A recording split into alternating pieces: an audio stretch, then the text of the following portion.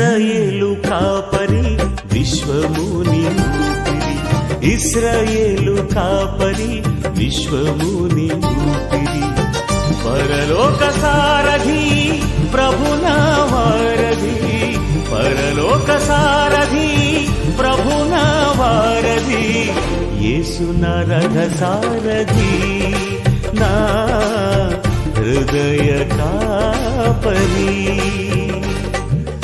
ఇశ్రాయేలు కాపరి విశ్వముని ఊపిరి, ఇశ్రాయేలు కాపరి విశ్వముని ఊపిరి.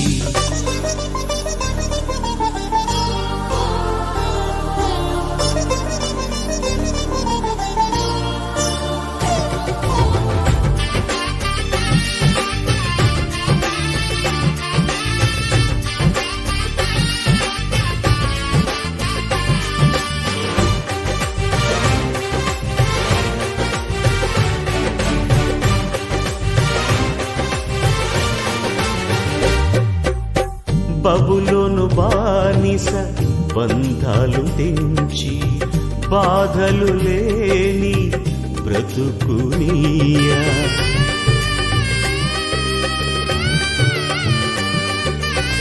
బబులోను బానిస బంధాలు తెంచి బాధలు లేని బ్రతుకునియా, సిలువ కాటాలో శ్రమల కౌగిటిలో, సిలువ కాటాలో శ్రమల కౌగిటిలో రక్తము కాచి రక్షణనిచ్చిన నా యేసయ్య, నీ రక్తము కాచి రక్షణనిచ్చిన నా యేసయ్య.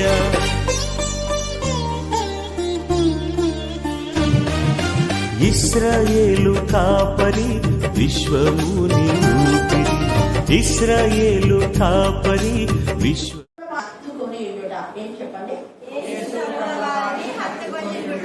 లేదా దేవుని హత్తుకొని జీవించే జీవితం, దేవుని హత్తుకొని జీవించే జీవితము అంటే మరి యేసు ప్రభు అన్నాము, దేవుడు అన్నాడు. దేవుడు ఏమైనాడు? మీరు వాక్యము నేర్చుకున్నారు అంటే దేవుని హత్తుకొని ఉండడమే. అంటే ఆ వాక్యం మనలో ఉంది కదా, అది మన హృదయంలో. ఎందుకు దేవుడు పదే పదే ధర్మశాస్త్రాన్ని నేర్చుకోవాలా అని యెహోషువతో 1వ అధ్యాయం యెహోషువలో తేజగా మాట్లాడతారు. నేను మోషేకు తోడై ఉన్నాను, కానీ నీకు తోడై ఉంటానో లేదని అనుకోవద్దు, నీకు కూడా తోడై ఉంటాడు. కానీ ఈ ధర్మశాస్త్ర విధులను మీరు అనుసరించకుండా, బోధించకుండా, నేర్చుకోకుండా, వాటి ప్రకారం నడవకుండా ఉండొద్దండి అన్నాడు. అదే కాదు, ఖచ్చితంగా ఈ రాత్రి కాలంలో దేవుడు తోడై ఉంటాడు. ఒకటి, ఎవరికి తోడై ఉంటారు అంటే ఆయనను హత్తుకొని ఆనుకొని జీవించే వారికి. ఎవరు ఆయన హత్తుకొని ఆనుకొని ఉండాలంటే దోస్ ఫర్ బిలీవ్ అనమాట. అంతే కదా, ఎవరు నమ్మిక ఇచ్చిన వాళ్ళే. మిగతా వాళ్ళంతా హత్తుకుంటారా? హత్తుకోరు. నిజమైన విశ్వాసం, నకిలీ విశ్వాసం కాదు. మరి మనం నిజమైన విశ్వాసులుగా ఉన్నామా, నకిలీ విశ్వాసులుగా ఉన్నామా? భక్తిహీనులుగా ఉన్నామా? దేవుడు అంటే భయం భక్తి కలిగి ఉన్నామా? దేవుడు అంటే భయం భక్తి కలిగిన వాళ్ళకు, దేవుని మీద నమ్మిక ఉంచిన వాళ్ళకు, దేవుని మీద నిరీక్షణ కలిగిన వాళ్ళకు, దేవుని హత్తుకొని ఆనుకొని జీవించే వాళ్ళకు, వాళ్ళకు ఏది ఉన్నా అది డిసైడ్ అవుతుంది. ఏది ఉన్నా అంటే విద్యా సంబంధం కానివ్వండి, ఆర్థికంగా కానివ్వండి, ఆరోగ్యం. మనకు కావాల్సింది మెయిన్ అదే. చదివే పిల్లలకైతే విద్యా సంబంధంగా, పనులు చేసే వాళ్ళకు పనుల్లో బ్లెస్సింగ్స్, అలాగనే శారీరకమైనటువంటి బ్లెస్సింగ్స్ అంటే ఆరోగ్యం కదా, ఆర్థిక స్తోమత. ఇందాక రోజుమని చెప్పింది చక్కగా, భక్తిహీనుల ధనం వాళ్ళకి ఏమంట? మళ్ళీ చెప్పాలా? మళ్ళీ చెప్పాలా? ఏం లాభకరం కాదంటే ప్రయోజనమే ఉండదు. వాళ్ళు ఎంత సంపాదించినా ఆ యొక్క చినిగిపోయిన సంచులో వేసినట్టే ఉంటది. ఎవరి ధనం అంటే భక్తిహీనుడు. దేవుడు అంటే భయం భక్తి లేకుండా, దేవుని సన్నిధికి రాకుండా, రోజు వాక్యం చదవకుండా, ఆదివారం క్రైస్తవులు కాదు. వాళ్ళ ఆదివారం క్రైస్తవులు అంటే 100% భక్తిహీనుడే. ఆదివారం రోజు మాత్రమే మేము మందిరానికి వెళ్తాము, ఆదివారం రోజు మాత్రమే నేను దేవుని ఆరాధిస్తాము. ఆరాధించవలసిన సమయం అదే కదా, దేవుడు ఏర్పాటు చేసుకున్నాడు కదా, వాక్యంలో ఉంది కదా. ఏమని? ఆదివారం నాకు ఇష్టమైన దినం కాబట్టి నాకు ఇవ్వండి అని ఉంది. కానీ ఆ రోజు మాత్రం మిగతా రోజులు ఇవ్వద్దని చెప్పాలి. నువ్వు ఏ రోజు వచ్చినా రాకపోయినా ఖచ్చితంగా ఆ రోజు రావాలంటే ఒక నిబంధన. ఒకవేళ నువ్వు ఆదివారం రోజు మందిరానికి వచ్చి మిగతా రోజులు రాకపోయినా నువ్వు వాక్యంలో దేవుని హత్తుకున్నావు అంటే నీ హృదయమే మందిరం అయిపోవాలా. ఆదివారం రోజు అందరూ కలిసి చేసే ఆరాధన అది దేవునికి ఇష్టమైందే. అలాగనే మన హృదయం అనే ఆలయం దేవునికి మందిరం కావాలి. ఎందుకు అంటే మామూలుగా మన పాత నిబంధనలు చూస్తే దేవుడు మందిరాన్ని ఏర్పాటు చేసుకున్నాడు. అప్పుడు ఏ మందిరం ఉంది చెప్పాలి. మొదట దేవుడు ఏర్పాటు చేసుకున్న మందిరం ఏది? త్వరగా ఏమి ఇంత ఇదిగా చదువుదామని గుడారము. ఫస్ట్ ఉండేది ఏంటి? గుడారం. గుడారాలలో అంటే ఆ గుడారం పైన పరిశుద్ధాత్ముడు గుడారం పైన ఉంచేవాడు. మేఘము మందిరము గుడారము కమ్ముకుంది అని మనం చూస్తాం. అంటే అలాగనే దావీదు కూడా అంటాడు, నా పైన పరిశుద్ధాత్ముడు నా పైన ఉన్నాడు అంటాడు. అంటే అప్పటికి దేవుడు మన పైన అల్లలాడుతున్న ఆత్మ జలముల పైన ఏమైంది? పైన అల్లలాడుతుంది ఆత్మ. అంటే బిగినింగ్ పరిశుద్ధాత్ముడు పైన అల్లలాడే వాడుగా ఉన్నాడు. తర్వాత ఏమైంది అంటే మనతో ఉండేవాడు కాదు. రెండవది మనతో అంటే ఆదాము అవ్వలు 100 years వాళ్ళు ఆ ఏదేని తోడలు. అప్పుడు దేవుడు వాళ్లతో సహవాసం చేయడానికి పైన చేసినాడు, దిగి వచ్చి వాళ్ళతో సహవాసం చేశాడు. తో ఇంకా లోకాల తో అంటే వాళ్ళతో ఉంటున్నాడు వెళ్ళిపోతున్నాడు, వాళ్ళతో ఉంటున్నాడు వెళ్ళిపోతున్నాడు. అలాగే మోషేతో కూడా నేను మోషేకు తోడైనాడు, నీకు తోడైనాడు. తో తో తో జాషువాతో యెహోషువ వీళ్ళందరితో ఆయన ఉన్నాడు. వాళ్ళతో ఉన్నాడు ఆయా సమయంలో. ఎప్పుడు కాదు, 24 hours కాదు, ఆయా సమయాల్లో దేవుడు వాళ్ళతో మాట్లాడుతున్నాడు. వాళ్ళకి ఏదో ఒకటి హెచ్చరిక చేస్తున్నాడు. ధర్మశాస్త్రం మాత్రం వాళ్ళకి ఎప్పుడు ఉంది వాళ్ళ దగ్గర. అయితే పరిశుద్ధాత్ముడు మనము ఈ యొక్క అపోస్తుల కార్యం 1వ అధ్యాయంలో మనం చూస్తే ఆయన మనతో పరిశుద్ధాత్మను కుమ్మరించాడు. మనతో ఆ ప్రాసెస్ జరగడానికి యేసయ్య యొక్క శరీరము కణంగా పెట్టాడు. అలాగా యేసయ్య యొక్క శరీరాన్ని కణంగా పెట్టినప్పుడు ఈ వాక్యమే శరీరమైనప్పుడు ఆ వాక్యమే శరీరదాగే కృపా సత్య సంపన్నుడుగా మన మధ్య మన పైన ఇంకా 3 వచ్చేసినట్టు మన పైన ఉన్నాడు, మనలో ఉన్నాడు, మనతో ఉన్నాడు. ఇప్పుడు జనరేషన్ ఎంత బ్లెస్సింగ్. హల్లెలూయా హల్లెలూయా. అప్పుడున్న వాళ్ళు ధర్మశాస్త్రం ఎవరు చదివితే వాళ్ళు వింటారు, వెళ్ళిపోతారు అంతే. ఇంకా మళ్ళీ అది గుర్తుంటే ఉన్నట్టు లేకపోతే లేనట్టు.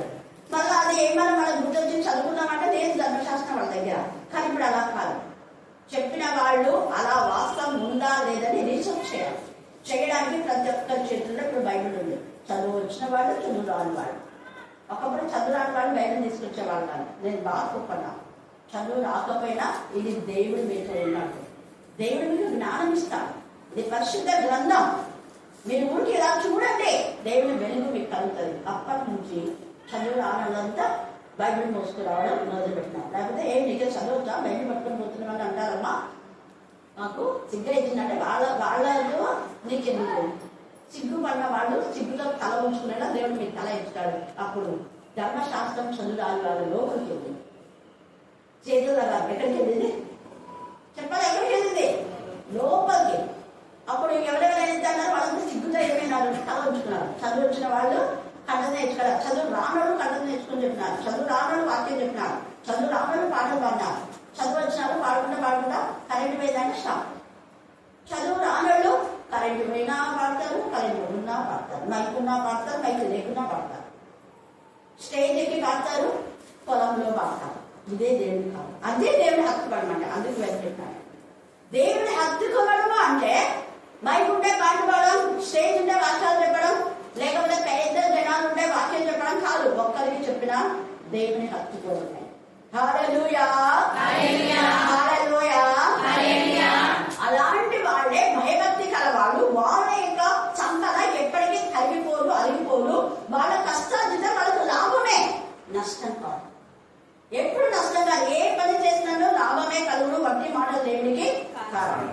దేవుడు ఎప్పుడు ప్రాణం చేసినా ఇదే చేస్తుంటాడు. దేవా ఎవరు ఫలానా పని మాకు కావాలని అనుకోకుండా ఏది ఇస్తే అది చేసేలా చేయండి ప్రభు అని. నిజంగా ఒకప్పుడు మన పిల్లలు డిగ్రీ చదివినా కూడా వాచ్మెన్ పని చేయడానికి కూడా ఇష్టపడినా చేశారు. కానీ అది ఆదివారం రోజు వాళ్ళకు లీవ్ అయినందుకు పంపుకున్నాము. నేను హల్లెలూయా హల్లెలూయా. చూడండి, అంటే దేవుడు తగ్గించుకున్న వాళ్ళలో దేవుడు హత్తుకొని ఉండాలి. తగ్గింపు స్వభావం మనలో ఉండాలి.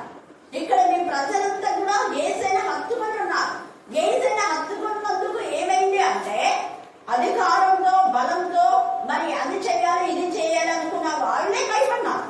చేసుకున్నారు. ఇక్కడ చూడండి ఎంత చక్కగా లూకా ఇందాక చదివినప్పుడు మనం విన్నాం 19వ అధ్యాయం 47వ వచనం. ఆయన ప్రతి దినమును దేవాలయంలో ఆయన ఒక్కరోజు కాకుండా ప్రతి దినము కొంత సమయమే, అంటే దేవాలయంలో కొంత టైం కేటాయించుంటారు.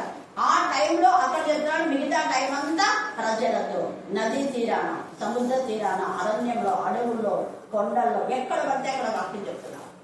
అందుకని ఇక్కడ ప్రతి దినము దేవాలయంలో బోధించుచున్నప్పుడు ప్రధాన యాజకులను అప్పుడు ఏం చేస్తున్నాడ? ప్రధాన యాజకులను, శాస్త్రులను, ప్రజలలో ప్రధానులు ఆయన నాశనం చేయ చూచుచుండేవి అంట. ఎక్కడ బోధిస్తుండే? అలా ఇక్కడ బాప్సమ్మా వీళ్ళు కట్టించారా? ప్రధాన యాజకులు కట్టారా? చూడండి, వాళ్ళు కట్టలేదు, వాళ్ళు శ్రమ పడలేదు, వాళ్ళు దానికి కానుకలు కూడా ఇవ్వలేదు. ఇప్పుడు మన సంఘాల పాస్టర్లు వస్తున్నారు, వాళ్ళందరూ ఈ సంఘం పనికి కానుకలు ఇచ్చినారా? కానీ బిల్డప్ మాత్రం బాగుంటుంది. బిల్డప్ ఎంత ఉంటే అది ఉంటుంది. కానీ దేవుడు ఒక రోజు వీళ్ళందరినీ కూడా శీఘ్రంగా కాళ్ళ కింద చిన్నగా చూపిస్తారు. నా ప్రభుతో సెలవించిన మాటనే అపోస్తుల కార్యంలో తేటగా పరిశుద్ధాత్మదేవుడు మాట్లాడతాడు. నేను నీ శత్రువుల నీ యొక్క పాదపీఠం చేసే వరకు నువ్వు నా కుడి పార్శ్వన ఆశీర్వదించు అంటాడు. అపోస్తుల కార్యం 2వ అధ్యాయం 33 నుంచి 35 దాకా చదవండి. కాగా చూడండి, ఆయన దేవుడి కుడి పార్శ్వంలోకి ఎవరైతే ఏసే నాశనం చేయాలి అనుకున్నారో ఆ యేసయ్య, దేవుడి కుమార్ని నాశనం చేయాలనుకున్న ఈ యేసయ్య దేవుడి కుడి పార్శ్వంలో ఉన్నాడు. కానీ నాశనం చేయాలని అనుకున్న వాళ్ళందరూ కూడా ప్రకటన 12:3-7 ప్రకారము పడద్రోయబడినారు. వాళ్ళు ఎక్కడ పడద్రోయబడినారు అంటే ప్రకటన 20లో పాతాళము బంధించబడినారు. అపవాదితో యేసయ్య దేవుడి కుమారులను, దేవుడి ప్రజలను, దేవుడి మందిరంలో పాడు చేయాలనే వాళ్ళు ఎవరు అంటే అపవాది సంబంధులు. దేవుడి పిల్లలు ఒక క్రమాన్ని ఏర్పాటు చేసి ఆ క్రమాన్ని బ్రేక్ చేయాలనుకున్న వాళ్ళు అపవాది సంబంధులు. విరాంతి కాల సమయమందు క్రమంను బ్రేక్ చేస్తే అపవాది సంబంధులమే. ఇక్కడ దేవుడు ప్రేరేపణించాడు. దేవుడు ప్రేరేపణ 12 సంవత్సరాలప్పుడే వచ్చి వాక్యం చెప్పి తక్కించి నేను చేసే తప్పు అని చెప్పేసి వెళ్ళిపోయాడు. కాకపోతే నువ్వు చిన్నవాడు నాయన వద్దులే అన్నందుకు వాళ్ళ తల్లి సరైన తల్లికి విధేయత చూపించి 30 years వడ్రంగి పని చేశాడు. మనం వడ్రంగి వాళ్ళం అంటే చిన్న చూపు చూస్తాం. ఈయన వడ్రంగి కుమారుడు కాదా? ఏదైతే ఇలాగ పెద్ద విద్వాంసులాగా ఏమేమో పెద్ద పెద్ద వాక్యాలు మనం చెప్పేస్తున్నాడు. అన్ని లోతైన విషయాలు ఎలా వచ్చినాయి నీకు? ఒక అథారిటీ చెప్తున్నాడు. అథారిటీ దేవుడు ఇచ్చిన అధికారం. దేవుడు ఇచ్చిన అధికారం ఎవరు చెప్పమన్నారు మీకంటే నీకేం ప్రశ్నకు నేనెందుకు జవాబిస్తాను? ఎవరు? నేను మందిరంలో మీ ప్రధాన యాజకులని, పెద్దలని, శాస్త్రులని మీరు అనుకుంటే మీ గర్వాన్ని దేవుడు అణించి కాళ్ళ కింద శీఘ్రంగా కాళ్ళ కింద తొలగిస్తాడు. కానీ దేవుడు తన పిల్లల దొమ్మను అణించుకుంటాడు.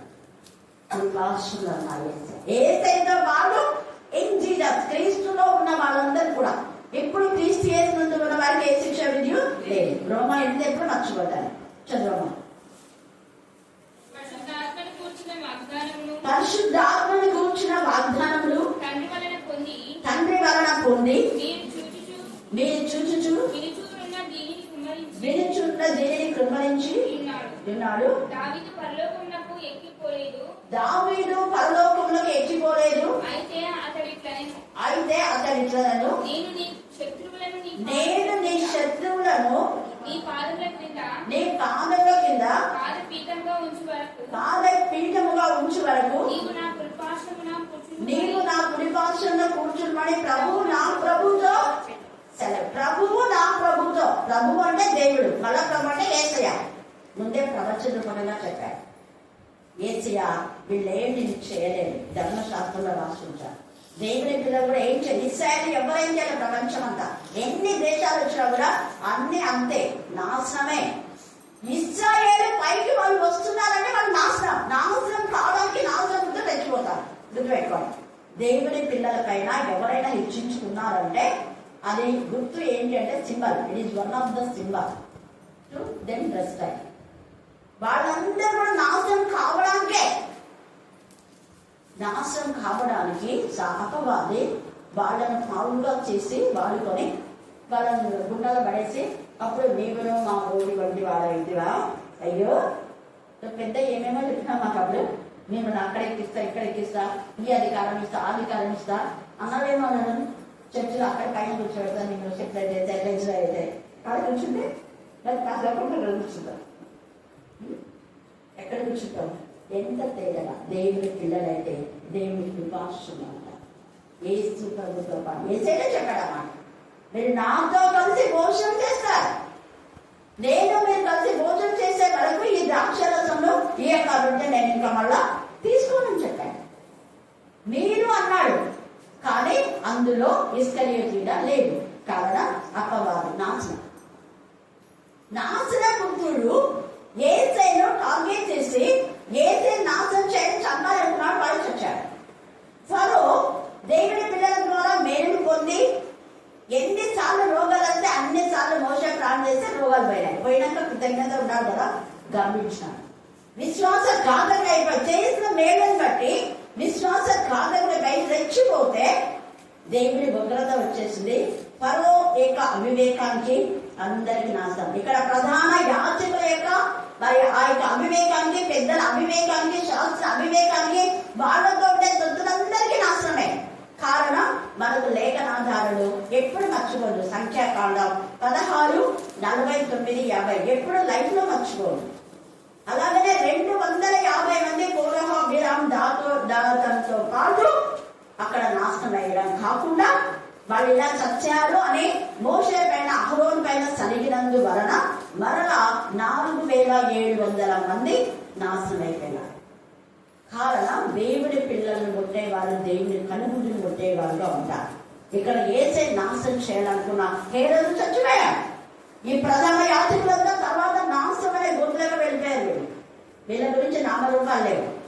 అలాగనే మనం లేఖన భాగంలో చాలా మంది దేవుని పిల్లలను హత్తుకుంటే మనం డిసైడ్ అయిపోయారు. ఇందాకనే మనం చూసినాం, భక్తిహీనులు, వాళ్ళ ధనం వాళ్ళకి ఏమీ లాభం కాకపోతే నాశనం. ఇక్కడ మనము రూతు తర్వాత మనం ఓర్పాలు చూస్తే ఎవరు వాళ్ళ అత్తలు లేదా ఇస్రాయేలును హత్తుకొని ఉన్నారు? రూతు కదా. ఎంత తేజగా, 1, 14 తేజగా ఉంది, 2, 10, 12 మీరు మర్చిపోద్దండి, 3, 10 మర్చిపోద్దండి. ఇక్కడ రూతు యొక్క ప్రవర్తన మొదటి ప్రవర్తన కంటే చివరి ప్రవర్తన మరీ ఎక్కువైంది.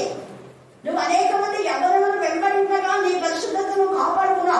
పరిశుద్ధతనే ఐశ్వర్యం. రూతు యవనస్తురాలైనా ఆమె చాలా చిక్కది.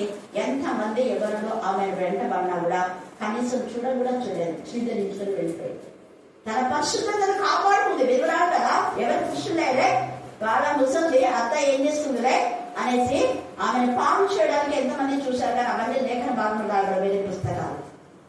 ఆమె ప్రవర్తన మంచిదని చెప్పే బోయజ్ పెద్ద ధనవంతుడు, కోటీశ్వరుడు.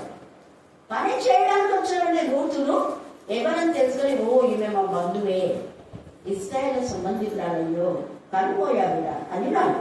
అయినా ఇస్రాయేల్ దేవుడి హత్తుకుంది కాబట్టి నేను ఆమెను హత్తుకోవాలనుకున్నాడు. అందుకనే దేవుడు రూతును భర్త లేడు, భర్తనిచ్చినాడు. భర్త వస్తాడని రాలేదనే వాళ్ళతో ముందే చెప్తుంది, అమ్మ నేను మళ్ళీ పిల్లలకు అనలేను, మళ్ళీ నీకు భర్తలు రాలేదు. అప్పట్లో చిన్నోడైనా కూడా అదే అతుక్కుంటామని చేసుకోవాలి. అప్పుడు నేను సంప్రదాయం అదే వంశంలోనే. అంటే ఏం కాలేదు అత్తయ్య, నువ్వు ఎక్కడుంటే నేను అక్కడ ఉంటా, నువ్వు తింటే నేను తింటా, నువ్వు చనిపోయినప్పుడు నేను కూడా చనిపోయి. ఎంత కాన్ఫిడెన్స్, ఎక్కడ ఉండవు అక్కడే ఉంటా. అందుకనే దేవుడు ఆమె ఇంకా మళ్ళీ పెళ్ళవుతుందన్న ఆలోచన కూడా లేదు ఆమెకు. బట్ దేవుని ఆశ్రయించింది. దేవుని ఆశ్రయించిన వాళ్లకు ఏమి కొదవడదు. ఆమె యొక్క కష్టాన్ని ఒక్కది, ఆమెకి మళ్ళీ పిల్లలు ఉన్నారా, నేను ఎందుకు పోవాలా, ఎవరు వస్తున్నారని మళ్ళీ ఇంకోటి పెళ్లి చేసుకొని బాగా ఎంజాయ్ చేయొచ్చు అనుకున్నాను. ఆమె ఎంజాయ్మెంట్ నాశనం, లాభం కాదన్నట్టు. భక్తిశీలు కాదు, భయభక్తి లేదు. పెద్దలంటే అర్థం అంటే భయభక్తి లేదు. రూత్ అయితే వాళ్ళ నయోమిలో వాళ్ళ దేవుని చూసుకుంది. తండ్రి అయిన దేవుని మరి ఉన్నాడు. ఇశ్రాయేలు గురించి ఇంతగా చెప్తుంది మా అత్తమ్మ, పశ్చాత్తాపడుతుంది. మరి తెలిసిన నేను ఆ ఇశ్రాయేలు దేవుని అనుసరించకపోతే నా బ్రతుకేంటో, నేను దేవుని హత్తుకొని ఉంటాను. అందుకనే ఇశ్రాయేలు దేవుని ఆశ్రయించి నీకు ఏం తక్కువ, సంపూర్ణ బహుమానం ఇచ్చాడు. పిల్లలు లేదు, పిల్లలు ఇచ్చాడు. ఆస్తి లేదు, ఆస్తిని ఇచ్చాడు. పనికత్తెగా వెళ్ళలేమే అనేక మంది పనికత్తెలకు పని ఏర్పాటు చేసేదిగా, జీతం ఇచ్చేదిగా చేశాడు. పంపు ఎంత కృపగల తండ్రి, ఎంత ప్రేమ గల తండ్రి. ఈ రాత్రి నువ్వు దేవుని హత్తుగా ఉండాలి. అందుకే పదే పదే వాక్యం చదవండి, చదవండి, వినండి, వినండి, వాక్యం నేర్చుకోండి. వాక్యానుసారంగా నడిస్తే ఇంకా ఆశీర్వాదం. వినడము, చదవడము, చెప్పడము ఒక భాగం అయితే, వాక్యానుసారంగా నడుచుకోవడం ఇంకా ఇంకా ఇంకా ఆశీర్వాదం. అంటే హత్తుకోవడం అంటే ఎప్పుడు ఆ వాక్యాలు మన కళ్ళ ముందే ఉండాలి. మన కళ్ళ ముందు వాక్యాలు ఉంటే దేవుని పిల్లలు పాపం చేయజాలి. దేవుని మూలంగా వాళ్ళు పుట్టిన్నారు కాబట్టి దేవుడు వాళ్ళని ఏం చేస్తున్నారంటే భద్రపరుస్తాడు. దుష్టుడు వాళ్ళు ఏం చేయడు, ముట్టాడు. అది కండక్ట్ చేయమని చెప్పినాడు. ఇప్పుడు మొదటి వ్యవహారం 5వ అధ్యాయం. దుష్టుడు వాడి ముట్టాడు. 2వ వ్యవహారంలో కూడా దేవుని మూలంగా పట్టినాం. మీరు లోకమును జయించున్నారు 5వ అధ్యాయంలో, మొదటి వ్యవహారం 5లో.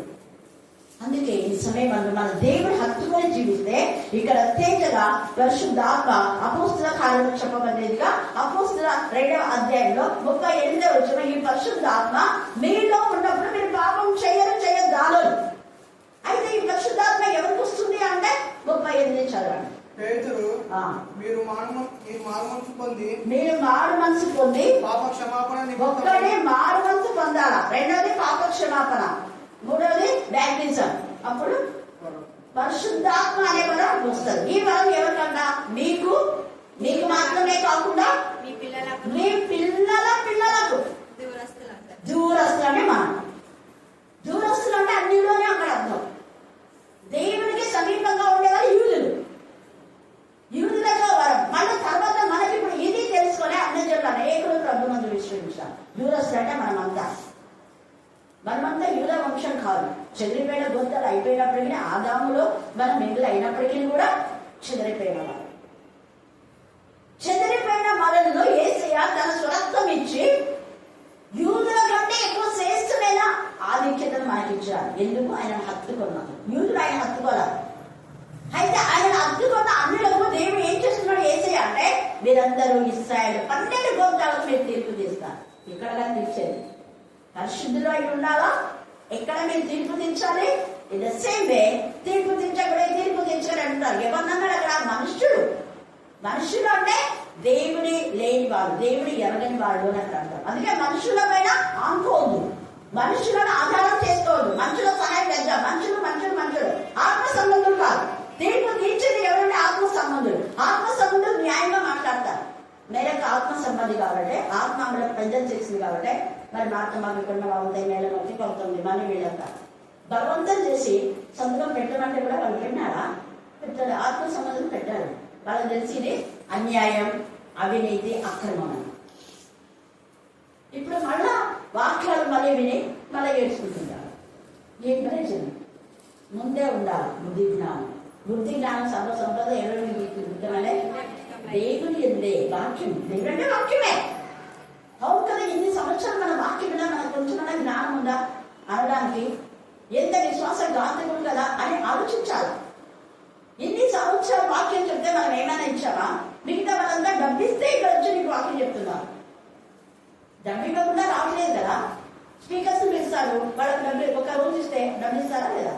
స్పీకర్స్ పిలిచినాక ఒక్కరోజు వాక్యం చెప్తేనే 20,000 అంటే వాళ్ళకు 10,000 ఉండదు, వీళ్ళకి 10,000 పిలిచిన ఇంకెంత కొంత అనుకోండి. కానీ ఉచితంగా వాక్యం చెప్పినప్పుడు కృతజ్ఞత. కానీ దేవుడు అంటాడు, నువ్వు నన్ను హత్తుకున్నావు కదా, నేను హత్తుకుని ఉంటాను. అందుకనే ఈ వాక్యం మీరందరూ హత్తుకున్నా చేశాను. ఆత్మలో నడిపించాడు. రూతులా దేవునికి మహిమ కలుగా.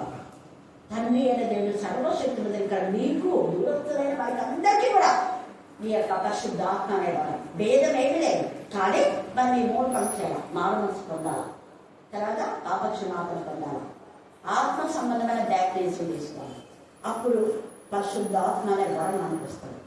ఈ 3 అంటే ఆ బాప్టిజం తీసుకోకపోయినా కూడా పరిశుద్ధాత్మ వస్తాడు. ఎప్పుడు? మారు మనసు, పాపక్షమాపణ ఇన్ క్రైస్ట్.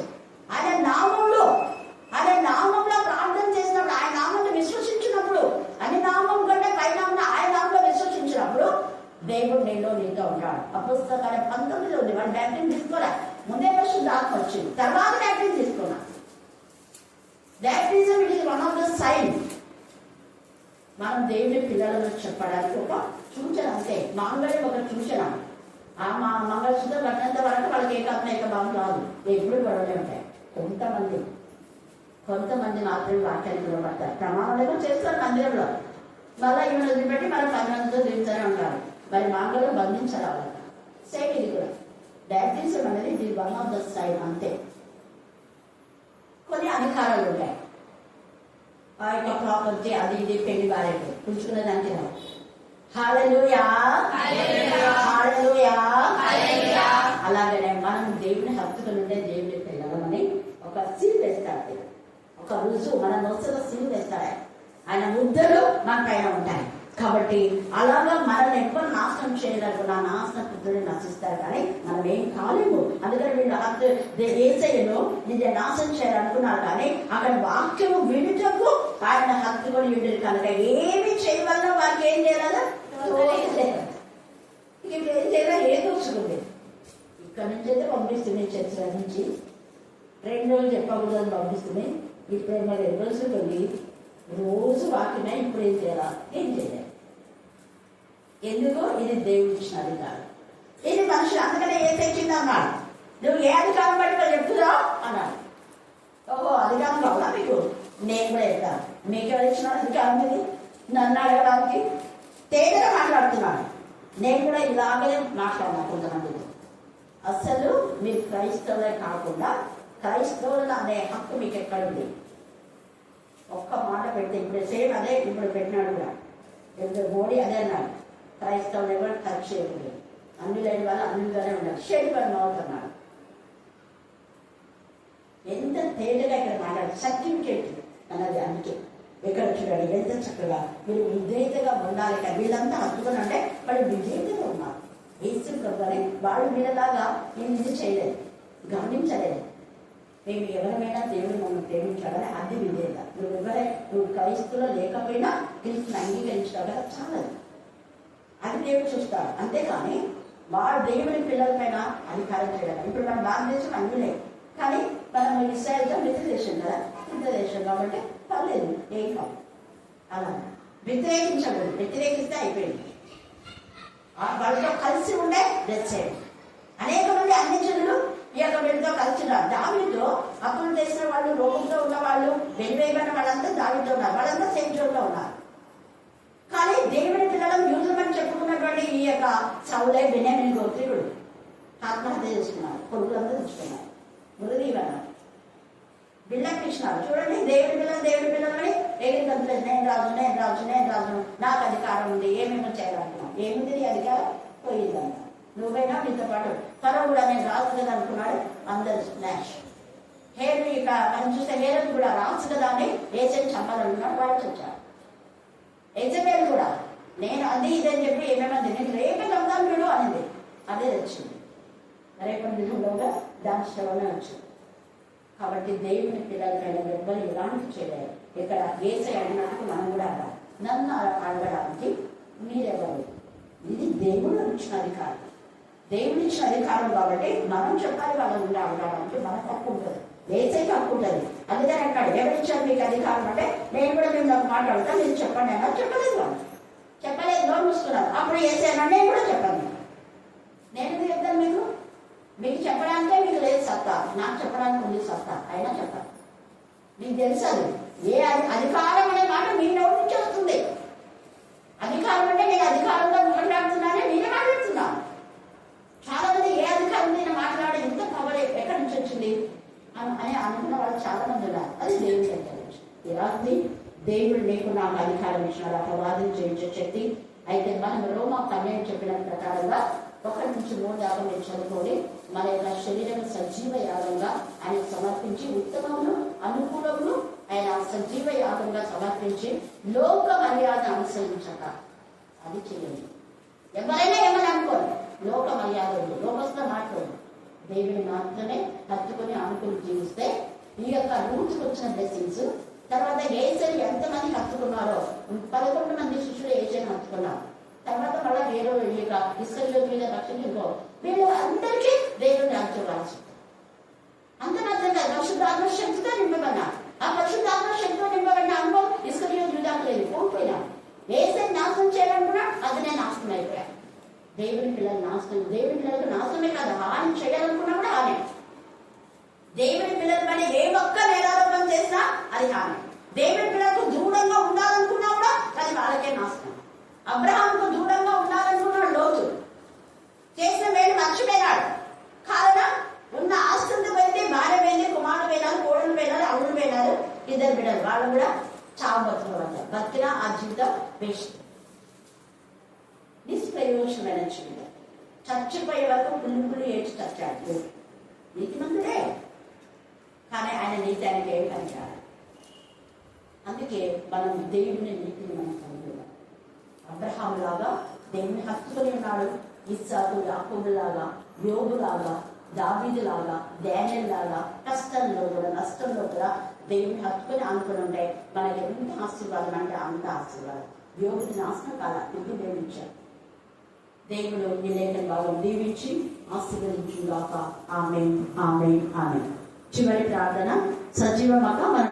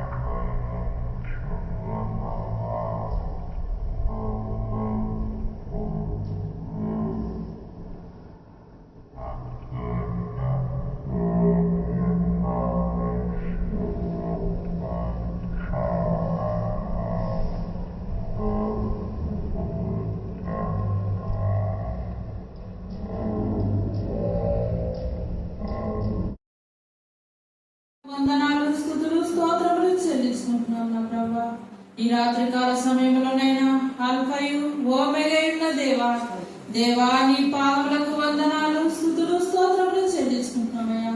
అక్క చెప్పిన ఆత్మీయ మాటలనైనా ప్రతి గుండెల్లో నాటుకున్ననాడు నీ కృపా సహాయాన్ని దయచేయనైనా.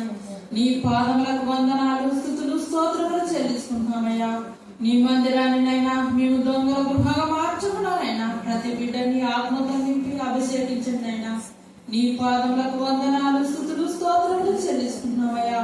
ఈ రాత్రికాల సమయంలోనైనా అలసిన శరీరానికి ఆత్మను పంచిన దేవా నీ పాదములకు వందనాలు స్తుతులు స్తోత్రములు చెల్లిస్తున్నామయ్యా. ఆ కన్ని కృపలోనైనా ఇంకా నింపిన దేవా నీ పాదములకు వందనాలు స్తుతులు స్తోత్రములు చెల్లిస్తున్నామయ్యా. దేవా ఒంటరి జీవితం పోరాడినప్పటికైనా ఒంటరి వాడే 1000 మందిని సెలవిచ్చిన దేవా దేవా 10,000 మందిలో అది కాచిన దేవా ఆ కులవీరుడినైనా 10,000 మందిగా నీవు సహాయం చేయమని అడుగుతున్నారయ్యా. నీ పాదములకు వందనాలు స్తుతులు స్తోత్రములు చెల్లిస్తున్నామయ్యా. ఉదయకాలం మందునైనా నీ ఆత్మీయ మాటలైనా చేతికార ద్వారానైనా మేము వినిండగా నీ కృపలోనైనా మమ్మల్ని జ్ఞాపకం చేసుకుని వచ్చిన ఇవ్వండి, సహాయం చేయండి అయ్యా. యవనస్తులనైనా నీ ఆత్మతో అభిషేకించండి, సహాయం చేయండి. ఈ రాత్రికాల సమయంలోనైనా మీరు ఇచ్చిన గృహాలకు మేము తిరిగి వెళ్ళించున్నానైనా మీరే మా తొట్టు ఉండి సహాయం చేయమని అడుగుతున్నానయ్యా. ఈ రాత్రికాల సమయం అంతనైనా అక్కలో మీరుండినైనా రాత్రికాల సమయంలోనైనా ఎంతవరకు నీతో మాట్లాడుతున్నానైనా అక్క ద్వారా మీరు సహాయం చేయమని దేవా నీ మనస్సునైనా ప్రతి బిడ్డకు దయచేసి మహిమ పొందమని నీ నామానికి మహిమ ఘనత కీర్తి ప్రభావం కలిగించుకోమని త్వరగా వస్తున్న క్రీస్తు యేసు నామమున పెడుతున్నాం పరమ తండ్రి. ఆమేన్.